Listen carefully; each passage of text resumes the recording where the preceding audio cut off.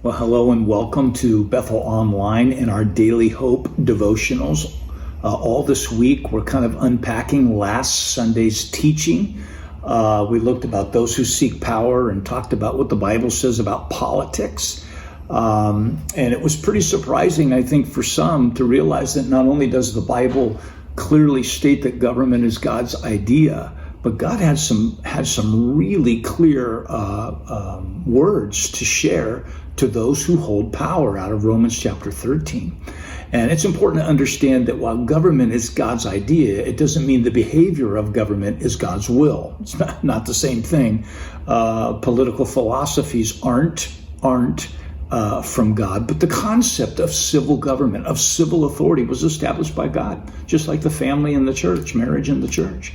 And so civil authority is God's idea. And the good news is God works through good and bad governments. He can get stuff done. Now, I shared a quote last Sunday from Henry Ward Beecher. He lived in the 1800s. He was a pastor. He was a reformer. He was an abolitionist, fought against the slave trade, and made a great statement that greatness lies not in being strong, but in the right using of strength. See, the truth is every one of us have strength. Every one of us have some power, some influence. It's true in local and state governments and federal government, but it's true of soccer moms and soccer dads. It's true of pastors, parishioners, employees, and employers. It's true of every neighbor in our city. Everyone has some power.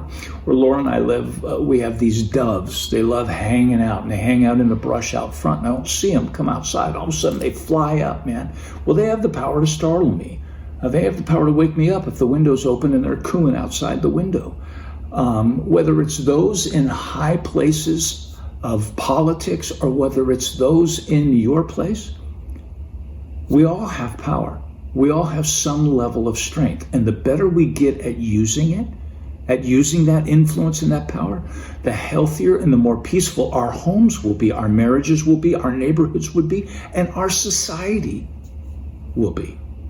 Jesus had this to say about how we leverage our power. In Mark chapter 10, verses 42 through 45, Jesus called them together, that is the disciples. He says, you know of those who are regarded as rulers of the Gentiles, lord it over them, and their high officials exercise authority over them.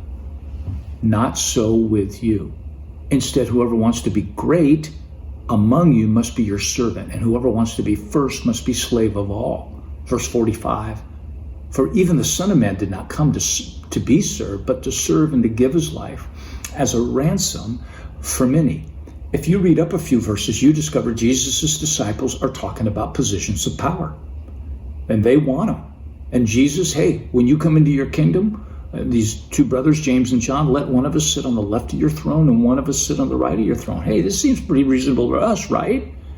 And Jesus says, no. Those who don't know me exercise power over others. They lord it over others. And then he says four really important words. Not so with you. Not so with you.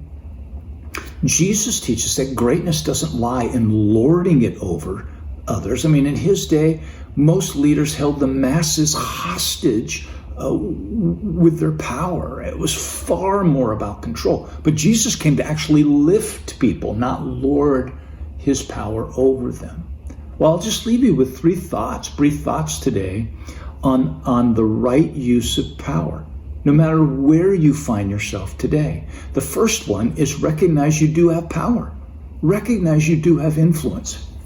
Jesus recognized this with his disciples, and that's why he was talking to them about it. He says, look, not so with you. The power, the influence, the authority that you do have, don't misuse it.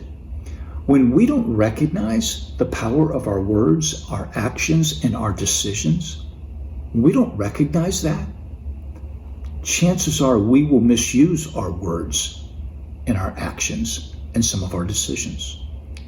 A second idea is to seek the best for others. Seek the best for others.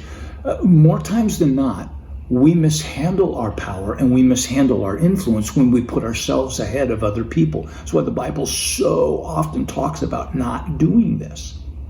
When we put ourselves ahead of others, whether it's in our marriage, whether it's in our family, a business, whether it's local government, state government, or in Washington, D.C., we tend to mishandle our influence and our power. Finally, number 3, the third idea from Jesus' words, serve the needs of others. Of course, Jesus is our example, and he came to do just that. I mean, it's truly remarkable that Jesus, the Son of God, co-creator, he's eternal. And he says of himself, I didn't come to be served. He's the one that totally deserves to be served. And we do serve him. But that's not why he came. Instead, he said, I came to serve and I came to give.